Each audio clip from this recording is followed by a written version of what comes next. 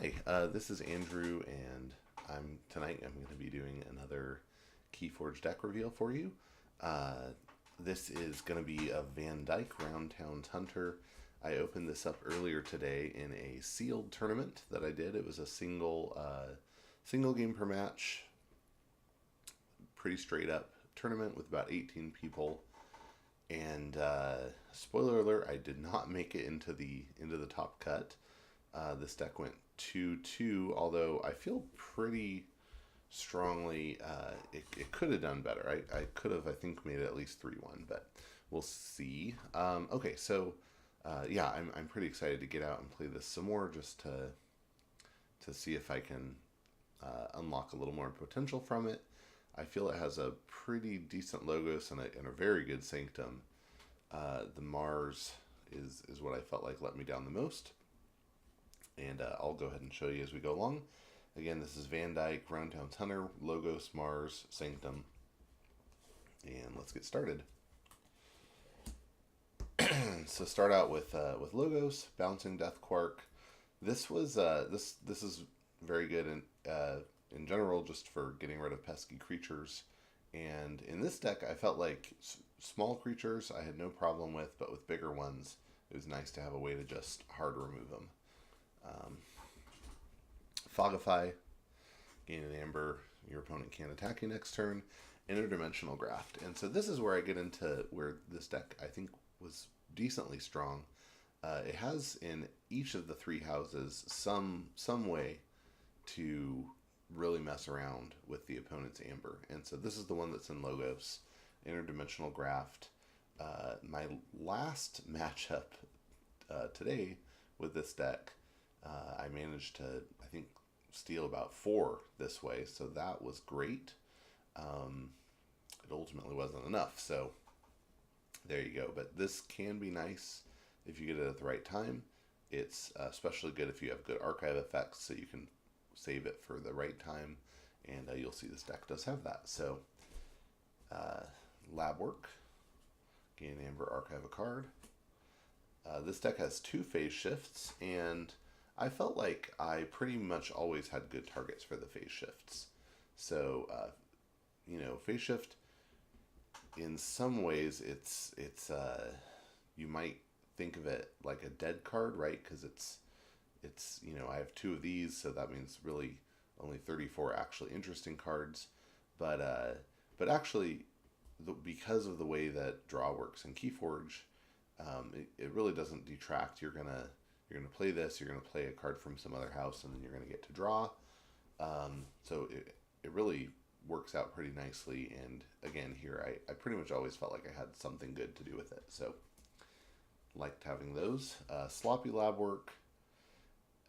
Archive a card, discard a card, gain an amber. This is great for when you have stuff you don't want in your hand, stuff you think you don't want to play. We'll see a couple of those that sometimes can be nice, but are often nice to be able to discard like that. All right, we have 2 Ganymede Archivists, and having these sit on the table can be real strong. You gain an amber, you archive a card, and just do it again turn after turn. Can be really nice. And if you have effects, and you'll see some of these later on in the deck, there's some effects that let me use these not even on Logos turn, so that's even better. Yeah, they're pretty nice. Quixo the Adventurer, 3 power skirmish, and when he fights he draws a card. Good. It's pretty good. Not game winning, but pretty good. And then Research Smoko, which is mostly a big nothing, but when it's destroyed, you archive the top card of your deck. That's usually good. It is, for most cases, probably slightly better than drawing it. And and a Skippy Time Hog, and this sometimes might not matter much, but often I felt like this was doing really good work. When you play it, your opponent can't use any cards the next turn. They can't fight, they can't reap, they can't do actions, they can't do Omni abilities. that's pretty strong. It can really interrupt. Pretty much every time I played this, my opponent went, oh, that changes my plan. So I really like this card. It's just a great way to open up some space for other things you might have coming down the pipe. All right, into Mars. Ammonia clouds deal 3 damage to each creature. This is good, and there were times where this was a very good card to have.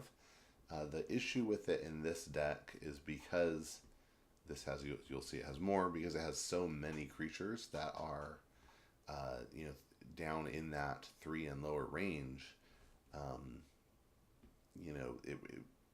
It's usually doing at least some damage to me, if not as much or more than it's doing to my opponent. So that, it's better. I've had decks where Ammonia Clouds was better than it is in this deck. Mind Probe, or Deep Probe, rather. Deep Probe, you choose a house, reveal your opponent's hand, discard each creature of that house revealed. That way it gives you an amber. So even if you make a bad call, it's not terrible. I had pretty bad luck with this today. This can be super great, if you pull it off. And for whatever reason today, I just wasn't hitting. Some of that's luck. A lot of it really, I think, is skill. And, I've been a little rusty. So, yeah, it can be really good. It's a very good counter for a Rise. If your opponent plays a Rise, pulls up a bunch of big Brobnar creatures, and then you can Deep Probe and dump them back in the discard pile. It's fantastic. That happened, except in the last game I was in. Except I didn't have the Deep Probe in hand. If I had, I probably would have won that game. But 1 out of 36. Okay. Next, Phosphorus Stars. This deck has 2 of these. Stun each non-Mars creature, gain 2 chains. I feel like that's almost always more chains than I want to pay. I've used it, I think once. I had an opponent use one on me today. Sometimes it's okay, but usually I don't think it's worth the 2 chains. So this is one I'm happy if I can sloppy lab work it. Shatterstorm. So this is the Mars cards I have that is really strong for dealing with the opponent's amber. Lose all your amber, and then your opponent loses triple the amber. This can be really clutch. Every time I used it, actually no, not every time. I had a couple times where it was just even math. I had 1, they had 3, and a couple times where it was I had 3, they had 7, something like that. And even then, I think it's a pretty good deal. So it can be just a really good reset. Okay, and into the creatures. So we have two Mind Warpers here.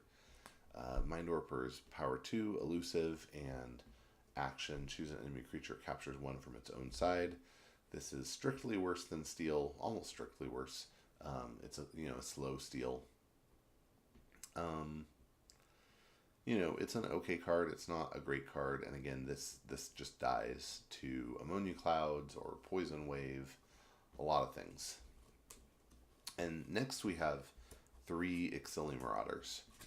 And Exili Marauder, is weak to start with. It can get better. You might have some clutch plays where you get to capture a bunch. In my play today, I think I maybe got 2 on one of them once. It's just you have 3 of these, and then the 2 Mind Warpers, and they're just not staying on the board long enough to trigger the Exili Marauders. Just didn't seem. I didn't feel like I was getting a lot of work done there. So a little bit, but not a ton. And then not quite last. 2 more Mars cards. Biomatrix Backup. This has been errated, so it now says destroyed. Put this creature into its owner's archives. So it just happens. It automatically happens regardless of whose turn it is. That's good. Gains an amber. This was nice. I was pleased. I had some good use for it. And don't forget, you can put this on your non-Mars creatures as well. So no reason you can't throw it on a Sanctum creature or whatever, Brobnar if that's what you have. And then we have Brainstem Antenna, and this is I hadn't seen this one before. This is a rare, so I guess that's why I hadn't seen it. But it's an upgrade, and the creature gains after you play a Mars creature. Ready this creature, and for the remainder of the turn, it belongs to House Mars. That's pretty cool. If you throw it on a Mars creature, you still get the ready effect, and if you throw it on a creature from another house, you're going to get to use it on your Mars turns. So that's nothing to sneeze at.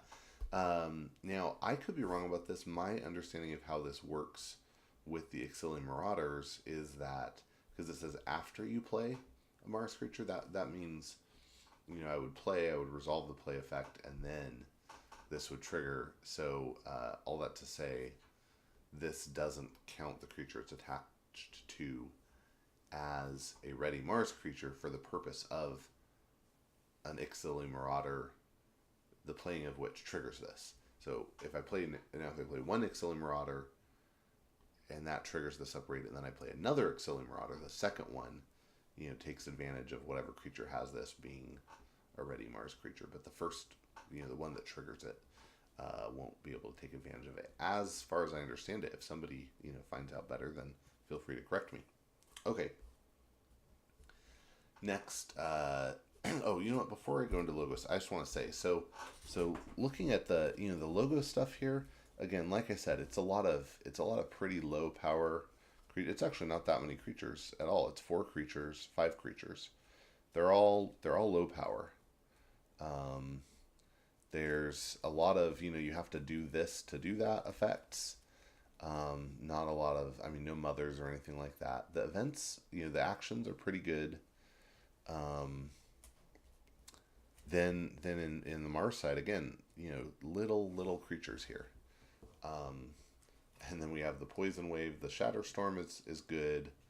The Phosphorus Stars, I feel like I was always sad to see them. Deep Probe is good if you can get hits, but you don't always. And then the upgrades are okay. But yeah, so I felt like the Logos is okay. The Mars, I really wasn't particularly thrilled. I guess neither of them was really great. This Sanctum setup, I'm much happier with. So let's get into that. We have a Doorstep to Heaven. Gain an Amber. Each player with 6 or more is reduced to 5. Again, this is a great way if your opponent is just really ramping. You can knock them down. Take hostages for the remainder of the turn. Each time a friendly creature fights, it captures 1. It's pretty good. Hallowed Blaster, you can use it to heal 3 damage.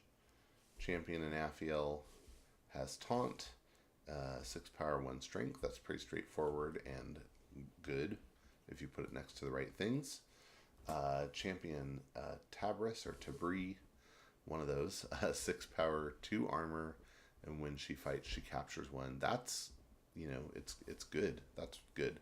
Of course, she's fighting, she's taking damage, so it's really nice if you can fight like 2 power things and not be actually taking damage as you're doing this, or you can use her in conjunction with the Hallowed Blaster to keep getting rid of that damage and be able to keep capturing and keep those things captured.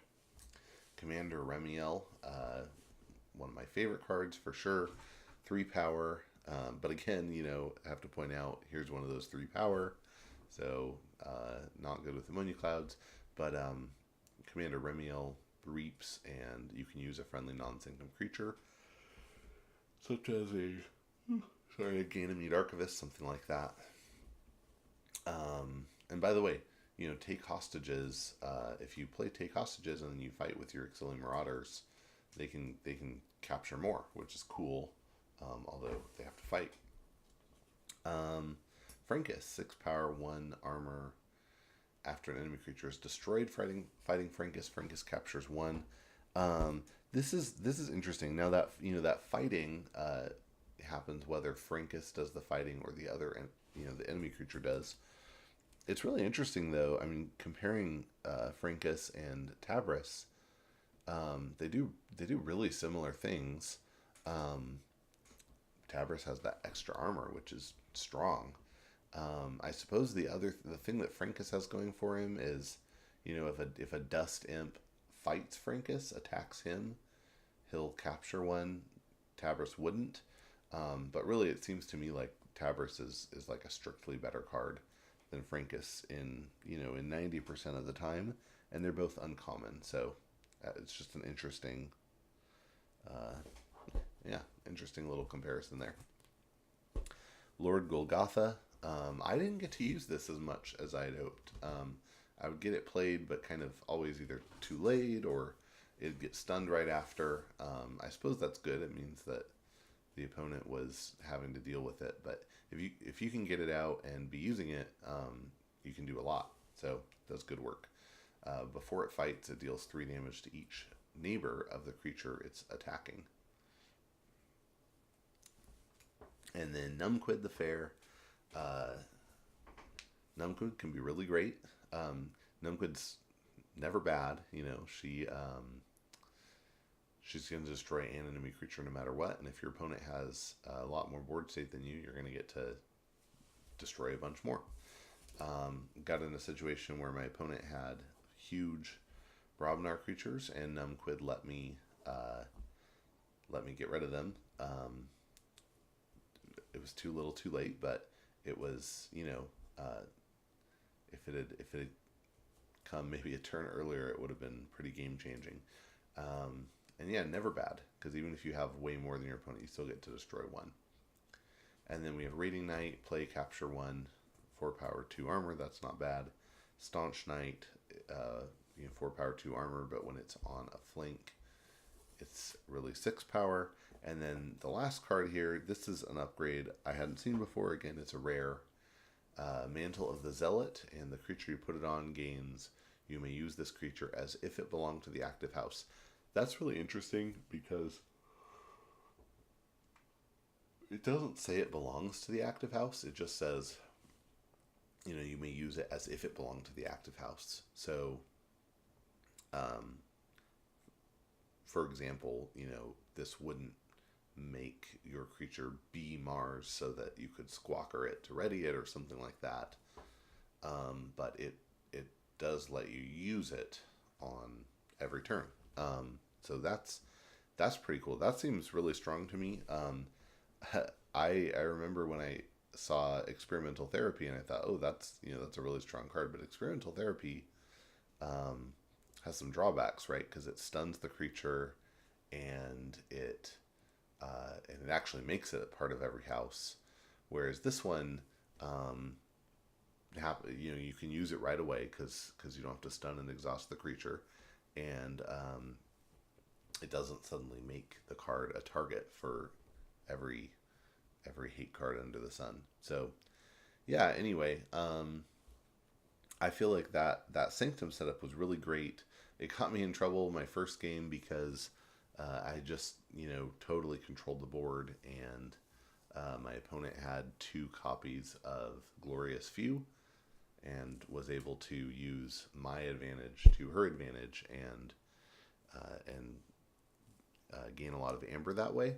That was a really good move on her part. Also something that I think if I'd just been a little more familiar with that card and more on top of things, I would have seen 2 of them and realized, oh hey, I need to be careful about that. So live and learn. Won a couple games by just having that really strong board state and the opponent not having anything they could do about it, and then lost my 4th matchup because he actually got better board state over me and was able to maintain that control and hold me down. So yeah, not bad. Good Sanctum setup here, but I feel like